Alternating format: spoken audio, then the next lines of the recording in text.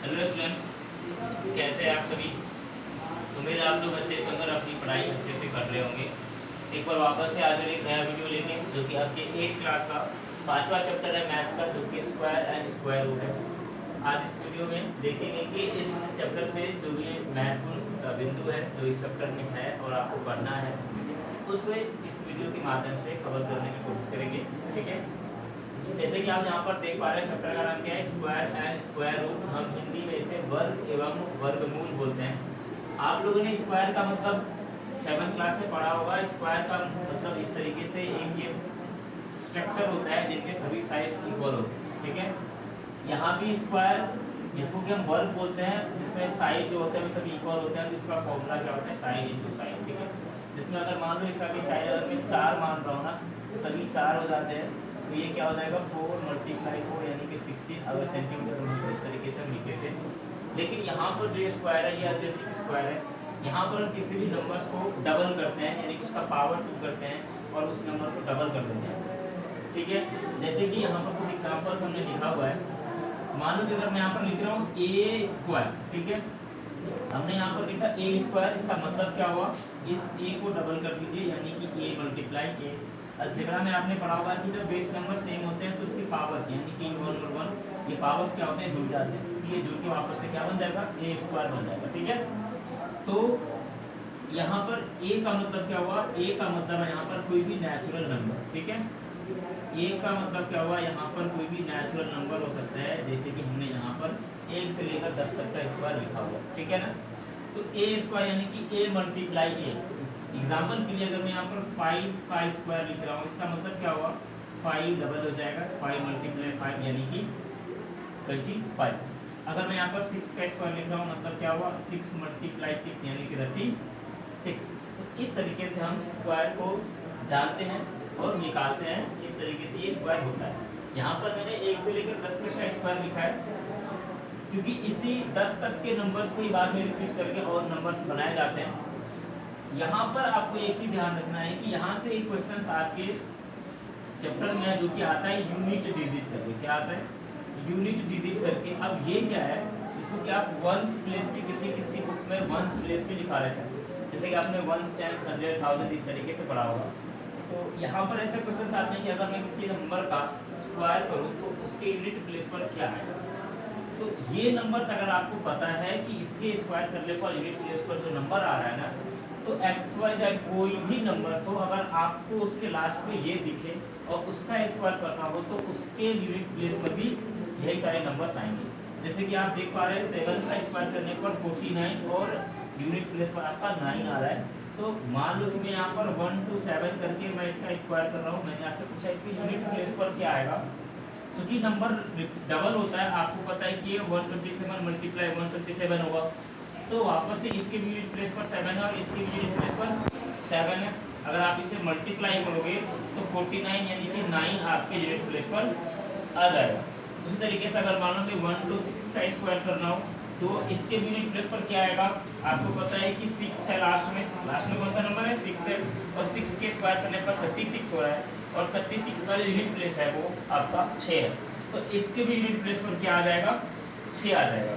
उसी तरीके से अगर मान लो मैं 1 3 4 5 8 कुछ भी लिख रहा हूँ, अगर मैं इसका स्क्वायर करूँ तो इसकी यूनिट प्लेस पर क्या आएगा, तो आप सिंपल सा देखो कि 8 का स्क्वायर करने पर 64 और उसकी यूनिट प्लेस पर क्या है, 4 है। तो इस नंबर का भी अगर हम स्क्वायर करते हैं तो इसकी भी यूनिट प्लेस पर क्या आएगा, 4 ही आएगा। ठीक है, तो इस तरीके से यूनिट प्लेस फाइंड करने के लिए बोला जाता है। आपके चैप्टर में यहाँ से क्वेश्चन भी है कि नंबर दे दिया जाएगा और पूछेगा इसके यूनिट प्लेस पर क्या है, तो आपको ये सारे याद रखने हैं। इनमें से कोई भी नंबर अगर उसके लास्ट में है और इसका जब यूनिट प्लेस है तो उसका यूनिट प्लेस क्या हो जाएगा, सेम ही हो जाएगा, क्योंकि वहाँ भी स्क्वायर करेंगे तो ये नंबर वहाँ भी डबल हो जाएगा। जैसे कि हमने यहाँ पर बताया 127 है, तो यहाँ पर भी 2 बार 127 का मल्टीप्लाई होगा, तो 7 और 7 दोनों की यूनिट प्लेस पर आ जाएगा। ठीक है ना, तो इस तरीके से जो है ना यूनिट प्लेस का आपसे पूछा जाता है। उसके बाद एक और तरीका होता है स्क्वायर फाइंड करने का। आपसे ये पूछा जाता है कि कोई भी नंबर है, जैसे मान लो मैं यहाँ पर 64 ही लिख रहा हूँ। ठीक है, तो 64 लिख रहा हूँ, मैं पूछ रहा हूँ बताओ कि ये किसका स्क्वायर है। ठीक है, ये किसका स्क्वायर है, तो इसका एक मेथड है जो कि आपका सब्ट्रैक्शन मेथड। कौन सा है, सबट्रैक्शन मेथड।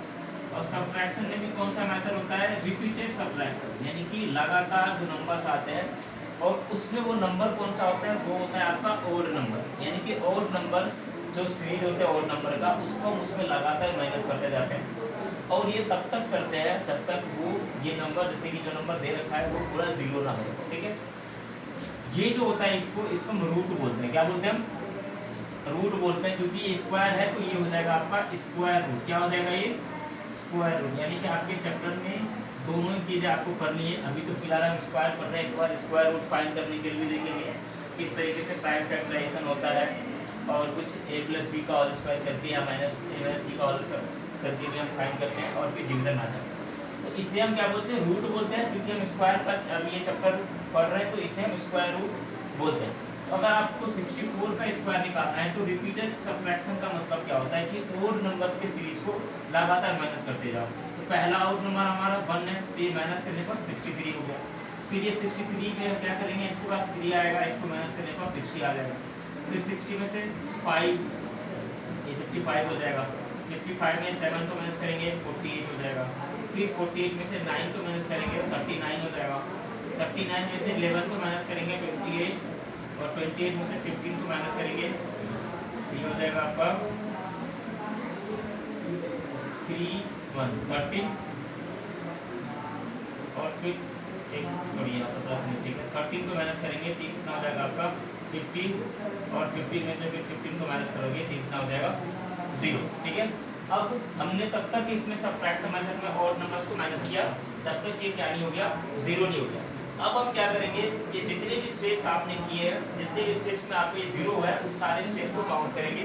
तो 1 2 3 4 5 6 7 8, कितने स्टेप्स हुए, 8।